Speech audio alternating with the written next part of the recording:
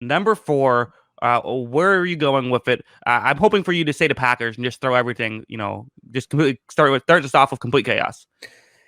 Not going complete chaos here. I'm actually Uh, really excited to watch this team this year. It is still going to be the Detroit Lions for me. I think that's pretty much the consensus across the board. Listen, of number four teams in their divisions, this is the team I'm most excited to watch this season. We all definitely took our shots at Dan Campbell when he said he's going to bite kneecaps off during the mhm. regular season at his first press conference. Then he goes into the draft and free agency and he constructs a team that's built to bite kneecaps off. I'm excited for this offensive line. I'm buying very high on DeAndre Swift during fantasy season. I think that there's some really interesting pieces on this team. TJ Hawkinson's going to be one of the best tight ends in the league. I think this is going to be really fun to watch. That being said, I just don't think there's enough talent here. I kept looking at it. I kept looking for excuses to put this team in third in the division. I just don't think there's enough talent, and that's going to hurt it this season. But they're on the right track, and I'm really looking forward to it. Yeah. So I think that's fair, and I think that there's some stuff to really be excited for. There's some stuff to really sit here and say that's an issue. So Yeah. I agree. I would also have them. I also have them at number four. Starting off with Dan Campbell, who I believe he did not say he was going to be personally biting kneecaps. It's more of a he wants his team to be biting kneecaps. That'd be an odd move for a head coach to bite a kneecap. I mean, if he wants to jump on the field like Mike Tomlin style, instead of tripping the guy, just going Sure. straight to the knees, I mean, Uh, do whatever he wants, I guess. Yeah, that has to be a 15-yard penalty, I would assume. He ended up being 29th in the coaching rankings. Again, rookie head coaches only, the bottom two head coaches weren't rookies. Everyone else was, from that point on, it was all rookies. So that's why he's low, but that is going to hurt them for this year. And then quarterback Jared Goff, he's a tier 3 quarterback. He's not a horrible quarterback. I do think the perception of him has dropped off simply because Sean McVay gave up on him, but he's still the same guy he was last year. It's not like he became a different person. So he's still a tier 3 quarterback for me. I'm interested to watch him this season. Now that he's going to be away from this McVay offense, who, by a lot of accounts is probably going to be a top, 10 offensive play caller in the league, McVay. So he's going to be away from that sort of system. And it'll be interesting to see how that kind of works out. And I think we're kind of going to see the real Jared Goff. Clearly, McVay didn't love something, or maybe he just thought, "Hey, Matt Stafford's a clear upgrade, so why don't I just do it?" And the Rams have always shown that they're in it to win Super Bowls. It doesn't matter what they're sacrificing for the future; they want to win. So maybe they just looked at it as Stafford's a clear upgrade. Let's just do it. Or maybe they just felt like Goff is just not the answer. So I'm interested to see it. I think he'll be fine, and he's got some weapons to work with here. So it'll be interesting to see him. I don't know if he's going to be the long-term option, though. Yeah, I kind of agree. Also, Jake Thornton with a great point in the chat. Biting kneecaps seems like it would be really hard. He also follows up with, I personally don't know if I have the neck strength to bite kneecaps. Yeah, how would you bite a kneecap? But that's a very, very good point. I'm not sure if you would do too much damage. I think there's maybe better places to bite.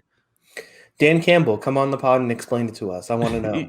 Yeah, does Dan Campbell just have like a jaw of steel or something? He must, honestly. Uh-huh. I mean, every other part of his body is jacked. Why not his his teeth as well? Moving Concentrate on, on not trying to get too sidetracked here. Yeah, I think I agree with what everything said about Goff. Moving on to halfbacks, it's another tier 3 for me with DeAndre Swift and Jamal Williams. You said you're high on DeAndre Swift, at least for fantasy purposes. Why so? Well, I just think he's going to be running behind an awesome offensive line, which is going to help. It's a young offensive line, and he struggled out of the gate, and everyone was talking about that drop to start the season, and that was a big thing. And Mhm. I think he just, he got better and better as the season went along. I thought he ended up with almost 5 yards of carry by the end of the year in a limited role, and I think that this year now he's going to have some stuff figured out. He'll have a full training camp, and I think that he's going to make a bigger leap this season. And like I said, the offensive line. It wasn't a bad offensive line last season, but it's certainly a lot better this season, and I think it's gonna make some noise. Yes. Also in the chat, someone has said that apparently Jamal Williams has demonstrated how you could bite a kneecap. So it's good to see that they're working out the logistics of that already. But yeah, I mean, I think that all that is very fair. And also, I do like Jamal Williams as a player as well. Like, I think he's a Yeah. solid number 2 back. So that's why they got a complete backfield. It might not be, there's no Dalvin Cook here, but it's a good backfield.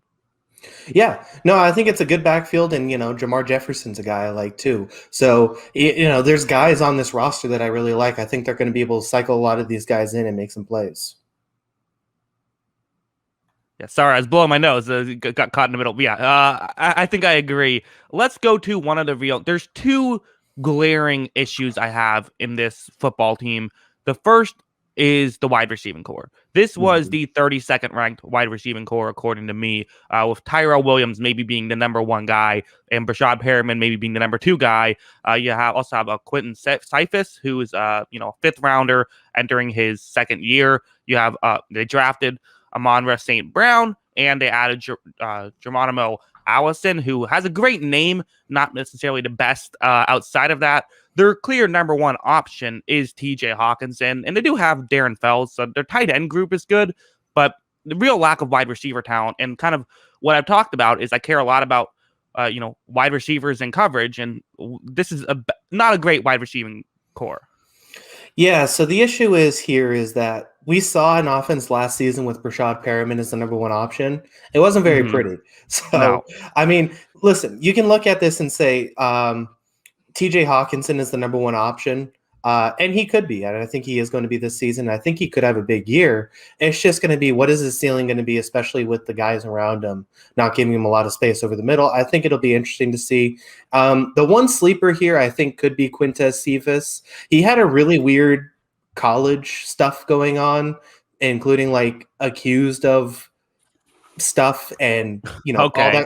all that kind of being Mhm. dropped his senior year, and it kind of derailed his college career. But he was really talented at Wisconsin before all that went down, and he could have been a second or third round pick, honestly, I think, if that didn't happen. So I think Cephas could be a sleeper in this group, but I mean, I'm not expecting him to jump in and be a number one wide receiver option his first year too.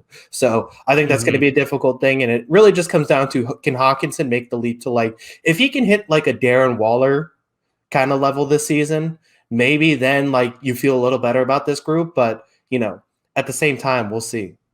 Yeah, I mean, Hawkinson's really good. Hawkinson had a really good second year. I do think a lot of his receiving yards did come from just getting in the right place in the zone, but still, that's what a tight end Travis Kelce has a Hall of Fame career out of largely doing exactly that. So there's some real value there. And again, Hawkinson's a great blocker as well. That does not factor into the this grouping, but Hawkinson is another one. He's again, they're building their team around their tight end, it seems, which maybe isn't the smartest move because you'd rather have a quarterback or something. But he is a great talent, and he might be the best player on this football team.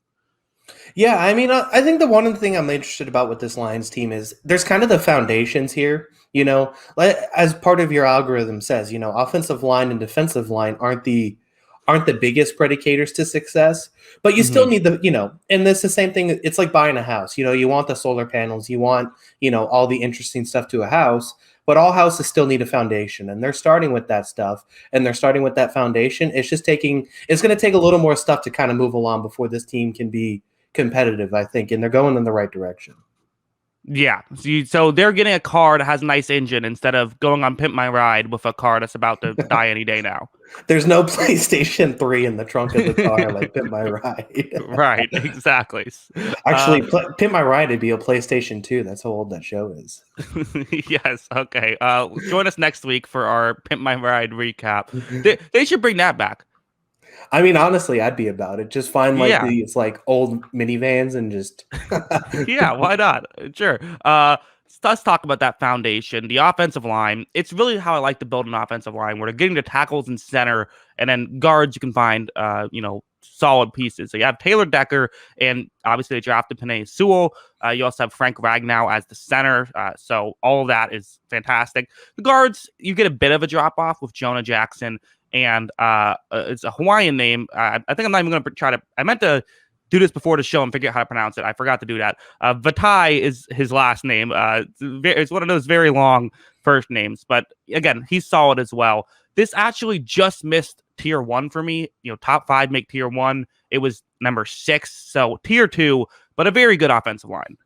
Yeah, and we're both extremely high on Penei Sewell, and stepping in at the right tackle spot, I think he's going to be awesome. Him and Decker is obviously very good. Ragnow is obviously very good. I mean, this is exactly what you want, like you said, out of an offensive line, and it's definitely, I think, going to do some damage this year. And why I'm so excited about the running game, I think it's going to be awesome, and it's also going to help Jared Goff too. So I'm interested to see this group overall. I think this is the strength of the offense, which, like you said, you don't know the ceiling in offense when the strength is the offensive line, but it certainly helps to have a really good one too. So this is going to be a fun group to watch.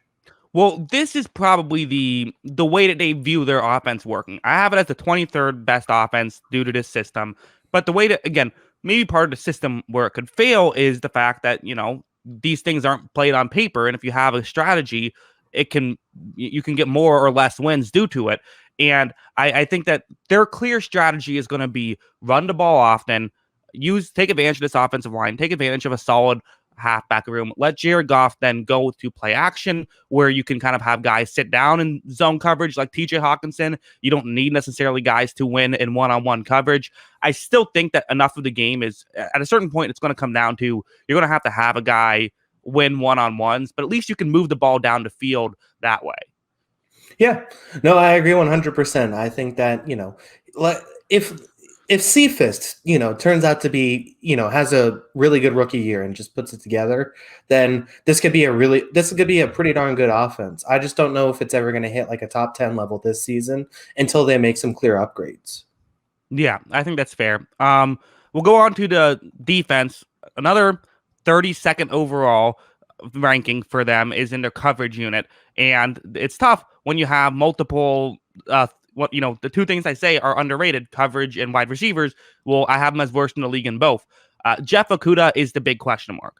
With Okudah, and part of it, what we're going to talk about with all these Lions players is there's a real potential that some of these guys are going to really turn it around once Matt Patricia is gone and they have a different defensive coordinator. There's that chance. Right now, though, Okudah probably would have to be at least a top 2 corner. You have Amani Oruwariye, who was good last year, and they drafted Afidi Milan. Geez, these names are Milanwu in the 3rd round. These names are tough. Yeah. These Detroit Lions names. Quinton Dunbar as well. They have. So those are the corners. It's not like a disaster. The safeties, Tracy Walker and Will Harris, also that kind of makes it worse when it's like, okay, not the best corners, and they don't have safeties they can really lean on. They're linebackers, Jamie Collins, Alex Alonze, and Jelani Tavai might be the strong spot of this coverage unit, but it's still tier 5 for me. Yeah, I mean, this is a rough group, and the thing is we've continued to say that maybe guys like cornerbacks typically take a year to figure things out, a year or two. Mm-hmm. The issue is that Okudah looks so bad. Yeah. It just looked really bad at times. So we'll see what happens. The other one on this team too is Quinton Dunbar. It was really weird how bad he was last year. Just really weird how far he dropped off. And it wasn't even like he went from because he was really good the year before, and then he went to just not competitive. And he was just losing every battle, it seemed like. So maybe he has a bounce back year. That could be a possibility. And then, like you said, maybe Okudah figures some things out. Then they have 3 pretty solid corners out there. But at the same time, are you betting on Dunbar figuring out after what you saw last year? Are you betting on Jeff Okudah to all of a sudden get at least playable after what you saw last year? I think that's the tough part is you're hoping a lot for the Lions, but there's no real promise here right now. Well, yeah, and I think Okudah is a great example of why I harp so much during the draft on 40 time. Where we can say all we want about footwork and positioning, but when people are just blowing by Okudah, there's no way you can fix that. If you're getting beat with speed, you're getting beat with speed. You can't. He's not going to get faster. So that is an issue. Yeah, I don't know. We'll see what happens with him, but yeah, I mean they're going to hope he's going to be good, but at the same time, you looked at a bunch of those corners that went in the first round. It wasn't a great corner draft, but then CJ Henderson at least looked better. There were just guys who look better, I thought, throughout the roster. Yeah, I agree. For top 3 pick, it hasn't worked out yet. Maybe he'll turn it around. Again, getting away from Matt Patricia, that's going to be great for everybody wearing a Detroit Lions uniform, offense and defense. Front seven now for the interior, you have Michael Brockers, who plays inside and outs, interior defensive line and edge. You have John Paninsky, and you have Levi Onwuzurike. Got that difficult name down. Onwuzurike, a guy I'm very excited to see what he does. You also have Romeo Okwara, who's maybe the best player that people don't really know. I feel like a lot of people don't even know who he is, but he's probably he's good. He's a good edge rusher. He's not elite, but he's good. And you have Trey Flowers as well, one of the few guys who's actually had success in the Matt Patricia scheme. And linebackers, already talked about them. So I guess my issue is there's not a lot of elite talent. There is some potential here. I would love to see Okwara maybe take a next step now that he's not the only guy rushing the passer. I think that this could be an interesting. There's a lot of potential here. I don't know how much I feel confident in it. As of right now, the run defense is still tier 5. I had the pass rush only one spot away from tier 3, but it is tier 4 right now. So I had a couple one spot aways, but this ends up being a 0-win defense for me with the Detroit Lions. Yeah, and that's the biggest issue is there's just not enough guys on this team, right? You like Trey Flowers, you like Michael Brockers, you like the promise of Onwuzurike. I mean, you even like some plays from Jamie Collins too, but at the same time, there's just not enough dudes on this team. And that's going to be the biggest downfall. And, like I said, I like the promise that this team has. I like the direction it's going in.